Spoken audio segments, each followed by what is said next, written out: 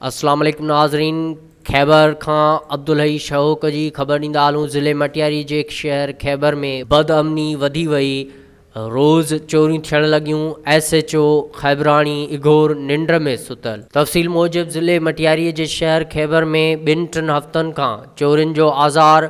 हिकु हफ़्तो अॻु ज़ुल्फ़कार सुमरो जी वाड़े तां 3 मेंहियूं ऐं फ़याज़ मेमण जे दुकान मां 9 बोरियूं कणिक जूं खॼी वयूं। नए साल जी शुरूआत में पहिरीं राति 3 दुकाननि खे खाट हणी इम्तियाज़ मेमण जे दुकान मां 35,000 जा मोबाइल फ़ोन्स चोरी करे विया। चोर अहमद अली खत्री ऐं अजू नूह पोटे जे दुकाननि खे टोड़ियो, पर छित RCC हुजण करे चोरी न करे सघिया।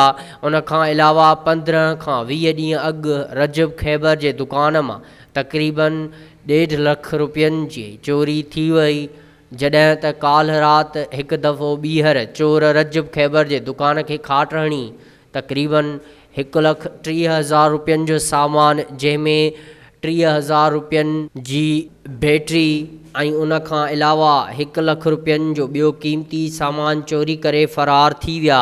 जॾहिं त शहर जे वापारियुनि ऐं दुकानदारनि, सियासी ऐं समाजी अॻुवाणनि जिन में समी मेमण, वसीम सुमरो रजब खैबर ऐं ॿियनि मीडिया सां ॻाल्हाईंदे चयो त सूबेदार न असांजो पुलिस अमलो जेको आहे सो मंशियाती मंत्री हुजे, असां प्रोग्राम जो मसइलो हुजे, आफीम जो हुजे या एक्सीडेंट जो हुजे, उते मसरूफ़ आहिनि। बाक़ी चोरनि जे शहर जेको आहे न चोरनि जे हवाले आहे।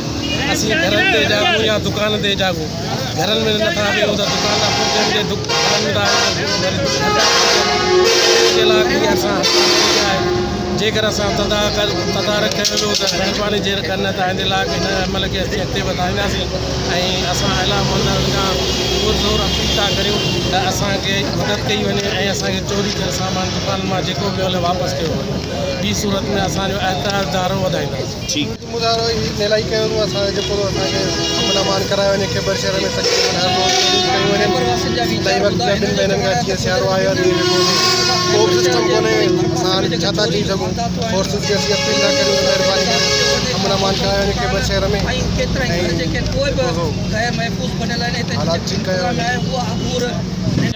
महिरबानी करे असीं आला ऑफिसरनि खे मुतालबा कयूं, महिरबानी करे असां ते रहम कयो वञे।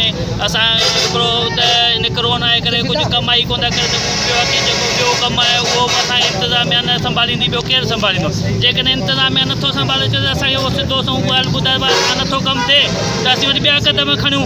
असीं आला ऑफिसरनि खे चऊं त महिरबानी करे हिते पुलिस खे चयो वञे, ऐं हिते पुलिस नफ़री न आहे त हुनखे नफ़री ॾिनी वञे त असां हीअ जेके 2-3 ॾींहं सियारे आहिनि उहे त सही नमूना सुख सां गुज़ारियूं। बाक़ी हाणे इंतिज़ामिया असांखे संभालींदी त इंतिज़ामिया महिरबानी। ॾींहं ॾिठे जो मोटरसाइकिल चोरी थियनि, राति जो दुकाननि खे खाट ऐं राति जो घरनि में चोर सुम्हणु नथा ॾियनि। पुलिस घोर निंड में सुतल आहे। असां SSP मटियारी DIG हैदराबाद खां मुतालबो था करियूं त चोरनि जे ख़िलाफ़ क़दम खणी चोरियूं वापसि करायूं वञनि ऐं इंतिज़ामिया पुलिस नफ़रीअ में इज़ाफ़ो करे खैबर जे रहवासियुनि खे तहफ़्फ़ुज़ फ़राहम करे, जीअं अवाम आराम जी निंड सुम्ही सघनि। न त ॿी सूरत में एहतजाज जो दाइरो वधायो वेंदो।